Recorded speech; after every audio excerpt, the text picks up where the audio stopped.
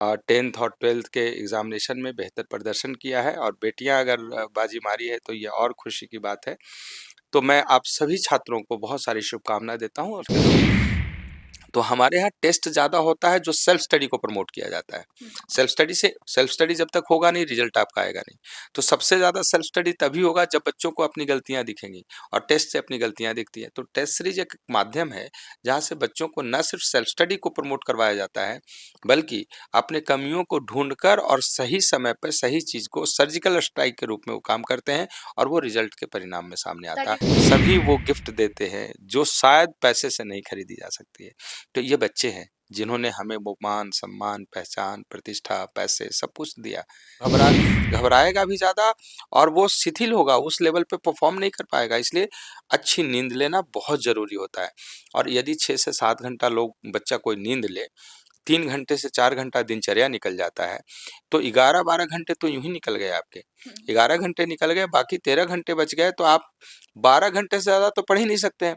ये भ्रम में नहीं रहना कि बहुत ज़्यादा पढ़ना है और ये भी भ्रम में नहीं रहना है कि एग्जामिनेशन से 1 महीना पढ़ के रिजल्ट निकालेंगे, ऐसा नहीं होता है। लगातार कंसिस्टेंट होना होगा, लगातार पढ़ना होगा, क्योंकि एक दिन में अपनी सारी गलतियों को आप नहीं सुधार सकते हैं। ऐसा ऐसा कंप्यूटर ब्रेन नहीं होता है बच्चों का, ये हमें हमें जितना पता है और जिनको पिछले 28 वर्षों में मैंने देखा है। सहज होते हैं, एवरेज होते हैं, सब एक जैसे ही बच्चे होते हैं। नमस्कार, न्यूज़ फोनेशन देख रहे हैं आप और मैं हूं आपके साथ साक्षी झा। बिहार के 10वीं और 12वीं बोर्ड के परीक्षाओं का परिणाम आ चुका है और हर बार की तरह इस बार भी बिहार की बेटियों ने बाजी मारी है। और इसी पर बातचीत करने के लिए हमारे साथ मौजूद है गोल इंस्टीट्यूट के मैनेजिंग डायरेक्टर विपिन सिंह है। इनसे बातचीत करेंगे और जानने की कोशिश करेंगे कि बिहार में एक तरफ बिहार की बेटियां बाजी मार रही है, दूसरी तरफ जो आपका इंस्टीट्यूट है वो हमेशा ही हजारों बच्चे, आपको बता दें कि मेडिकल और इंजीनियर लाइन में जो है काफी अच्छा अपना प्रदर्शन कर रहे हैं। कैसा लग रहा है कि हर साल आपके इंस्टीट्यूट से हजारों बच्चे जाते हैं, आपको कैसा फील होता है? पहले तो आपके माध्यम से सभी बिहार के वैसे छात्र और छात्राओं को मैं ऐसे शुभकामनाएं और उनके उज्जवल जीवन की भविष्य की शुभकामना प्रेषित करना चाहता हूं जिन्होंने 10th और 12th के एग्जामिनेशन में बेहतर प्रदर्शन किया है और बेटियां अगर बाजी मारी है तो ये और खुशी की बात है। तो मैं आप सभी छात्रों को बहुत सारी शुभकामनाएं देता हूं और साथ ही साथ जहाँ तक आपने बताया कि कैसा लगता है, तो जो बच्चे 10th अभी पास किए हैं, जिनके सामने रिजल्ट्स आया है, कभी कई तो ऐसे रिजल्ट्स होंगे जो बहुत सुखद अनुभव दे रहा होगा और कई बार ऐसे भी रिजल्ट्स कुछ छात्रों का हुआ होगा जिससे वो मायूस होंगे। मुझे लगता है कि ना ज़्यादा बहुत ज़्यादा एक्साइटेड होने की ज़रूरत है और ना ही मायूस होने की ज़रूरत है। इससे आगे की जर्नी की शुरुआत करने की ज़रूरत आ गई है। तो अब यहाँ से आगे क्या करना है? हमारे यहाँ जैसा आपने पूछा कि कैसा लगता है, तो निश्चित रूप से एक किसान जब अपना पौध लगाता है और वो बढ़ता है और फल देता है तो उसे सबसे ज़्यादा सुकून खुशी मिलता है। होती है। तो हम वैसे ही हैं, हम लोग एक किसान के जैसे जो छात्रों को सही तरीके से नर्चरिंग करते हैं, हम तो एक शिक्षक की भूमिका में हैं। छात्रों को उस लेवल पे हमेशा सही रास्ता ले जाने के लिए कोशिश करते रहते हैं और ये एक सामाजिक जवाबदेही भी हमारी है। क्योंकि जो छात्र हमारे पास आते हैं ना, वो सिर्फ़ अपने माता-पिता के मेहनत की कमाई हमें नहीं देते, उसके साथ एक बहुत बड़ा विश्वास भी जोड़ते हैं और अपने जीवन का सबसे बहुमूल्य समय देते हैं।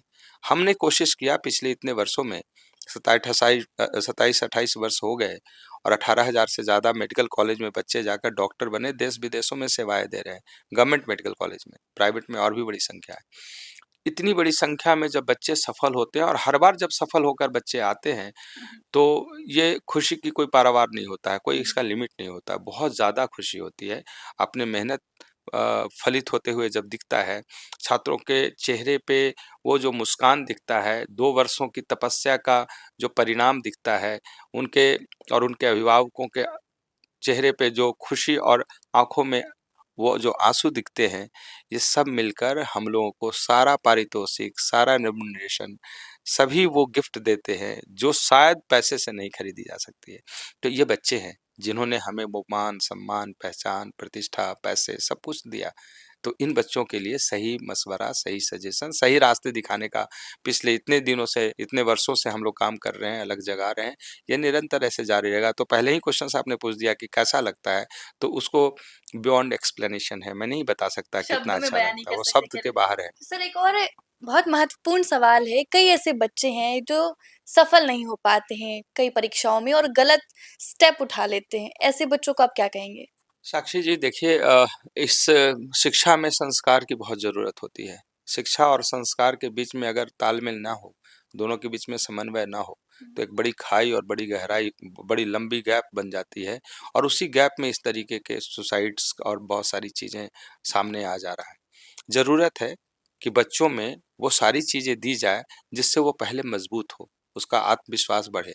डॉक्टर, इंजीनियर, आईएएस, आईपीएस बनना ही जीवन का सबसे अंतिम आधार नहीं है। अच्छा, इसके नहीं है। अलावा भी बहुत सारी चीज़ें हैं, बहुत सारा प्रोफ़ेशन है। हमारे प्रोफ़ेशन, आपके प्रोफ़ेशन, इसके अलावा इतने सारे प्रोफ़ेशन हैं। किसी भी प्रोफ़ेशन में अच्छा कर सकता है, लेकिन सिर्फ़ सोचने से नहीं, उसके लिए करना होता है। जो गैप क्रिएट हो रहा है, उस गैप को कौन रोकेगा? उसमें हर एक शिक्षक की भूमिका है, हर एक अभिभावक की भूमिका है। किसी पे आप ठिकरा नहीं फोड़ सकते, सरकार पे ठिकरा नहीं फोड़ सकते। हमारे समाज को सही रास्ते पे ले चलने के लिए हर किसी की भूमिका है। अगर देखें तो सोशल मीडिया पे बहुत ज़िम्मेवार लोग भी हैं और गैर ज़िम्मेवार भी लोग हैं। जो वो परोस रहे हैं, वो क्या आना चाहिए? जिस तरीके से गेम में और बहुत सारी चीज़ों में डिस्ट्रैक्शन आज छोटे-छोटे बच्चों का हो रहा है, क्या ये होना चाहिए? इसमें सरकार को भी सोचना है और समाज को भी सोचना है और सब मिलकर जब इसके लिए आवाज़ उठाते हैं और सही कोशिश करते हैं, तो संभल जाता है। तो ये जो डिस्ट्रैक्शन है, जो गैप है, ये क्रिएट करता है। उम्मीदें बहुत बड़ी है कि हम ये कर लेंगे, वो कर लेंगे और उसके अनुसार काम नहीं होता है। पेरेंट्स भी अपने घर से पैसे इकट्ठा कर, चाहे वो ज़मीन बेचेंगे या कर्ज लेंगे या गिरवी रखेंगे, बच्चे को पढ़ाने के लिए दूसरे राज्यों तक भी हमारे पास या दूसरे किसी के राज्य में भेजते हैं और बच्चे जाकर गलत फैसला ले लेते हैं। क्या कमी रह जाती है?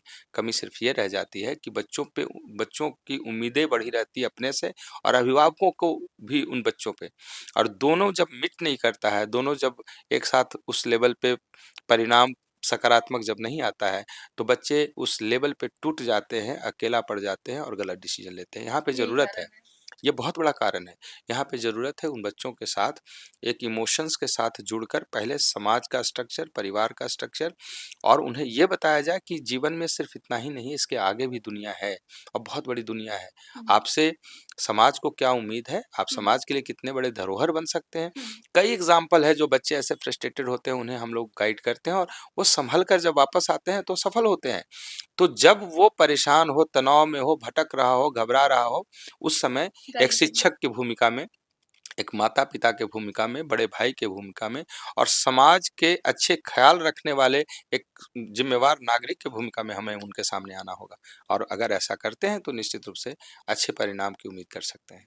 गोल इंस्टीट्यूट हमेशा ही अपने प्रदर्शनों के लिए जाना जाता है। हज़ारों बच्चे हर साल अपना करियर इस इंस्टीट्यूट से बनाते हैं। इस बार आप लोग की क्या तैयारी है? कितने बच्चों को इस बार आप लोग एडमिशन दे रहे हैं? या कुछ सोचा है, कुछ टारगेट? कुल मिलाकर अगर बात करें तो हर बार हर संस्थान, हर व्यक्ति, हर शिक्षक, हर प्रोफेशनल चाहता है कि उसका काम अच्छा हो, उसका सराहना हो और एक बेहतर परिणाम आए।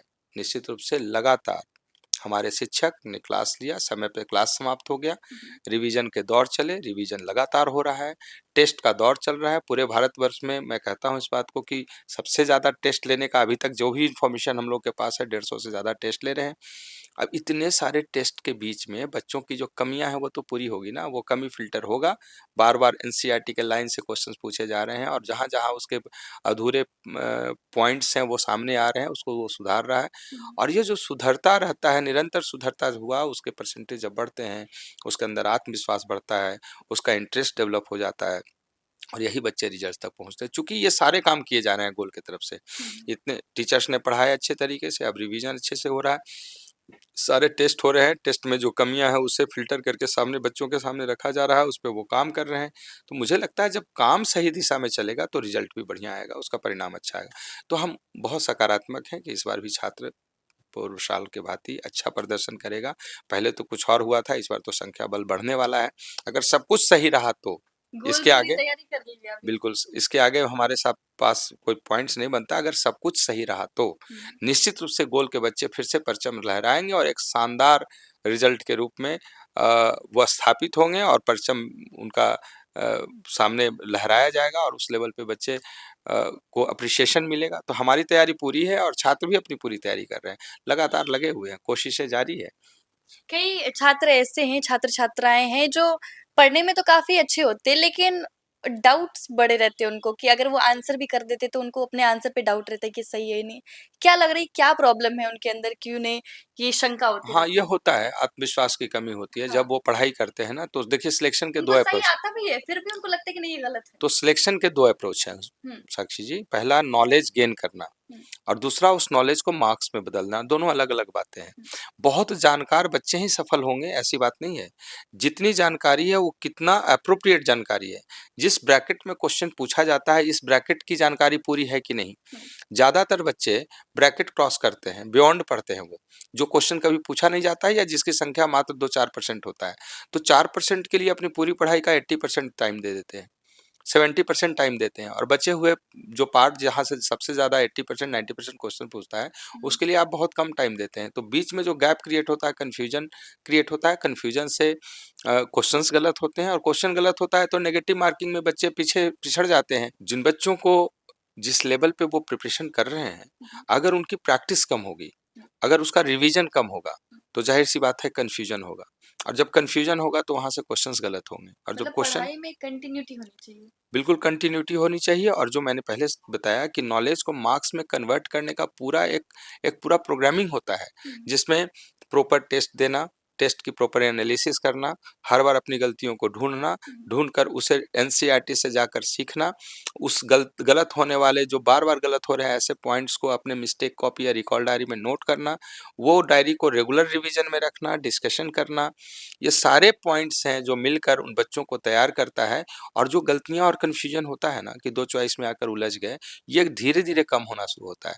जब पूरे 80 चैप्टर्स अगर मेडिकल एंट्रेंस की बात करें जिसके लिए मैं पिछले 27-28 वर्षों में गोल को वहाँ तक देखा हूँ, हमारे टीचर, हमारे मैनेजमेंट के लोग, तो हमारे यहाँ टेस्ट ज़्यादा होता है जो सेल्फ स्टडी को प्रमोट किया जाता है। हुँ, सेल्फ स्टडी जब तक होगा नहीं रिजल्ट आपका आएगा नहीं।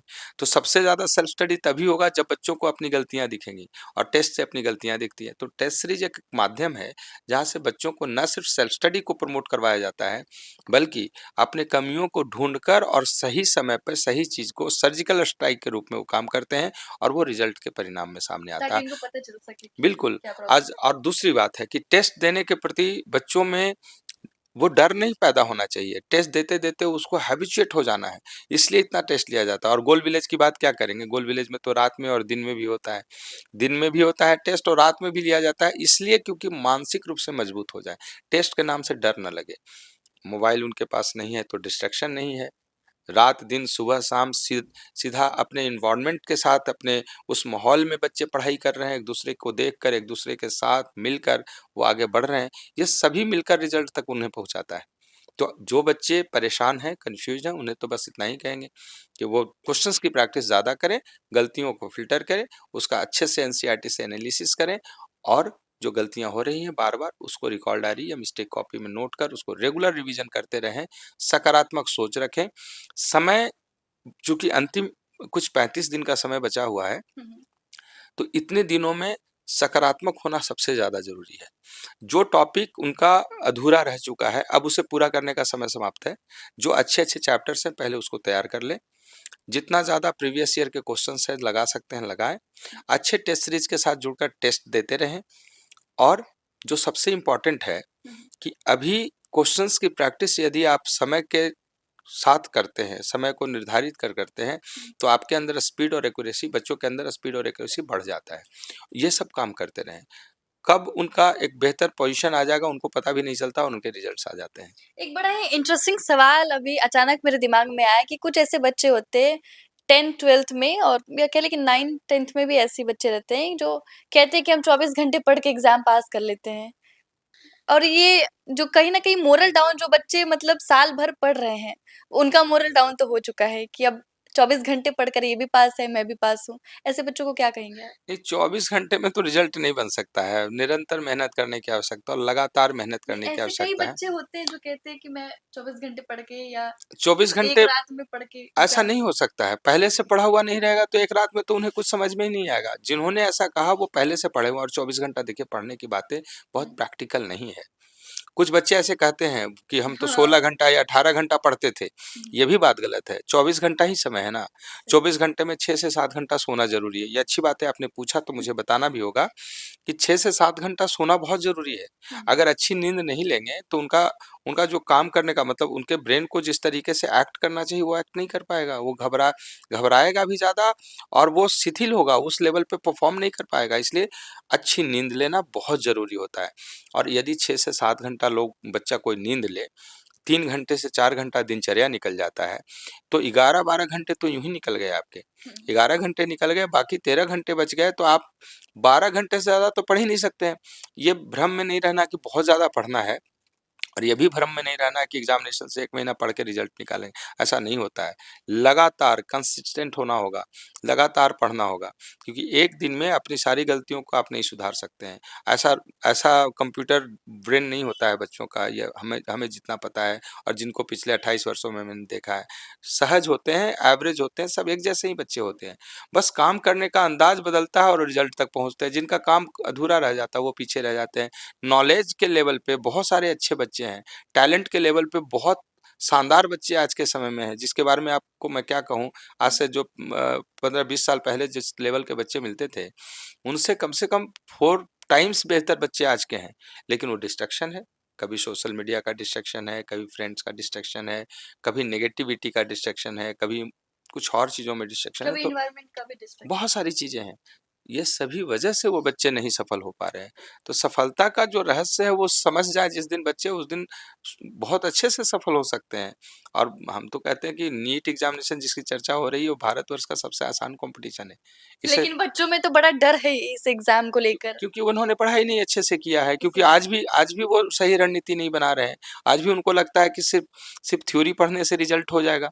थ्योरी पढ़ने के बाद प्रैक्टिस भी तो करना होगा, जिसमें प्रीवियस ईयर के क्वेश्चन्स लगाने हैं और लगातार क्वेश्चन एक मॉक टेस्ट तो पर डे देना चाहिए, एक सेट तो पर डे बनाना चाहिए और गिवन टाइम में बनाना चाहिए। 3 घंटे का समय है, 180 क्वेश्चन पूछा जाएगा, तो ऐसे सेट बनाएँ, गलतियों को ढूँढ करके फिर आगे का काम करें तो रिज़ल्ट आएगा।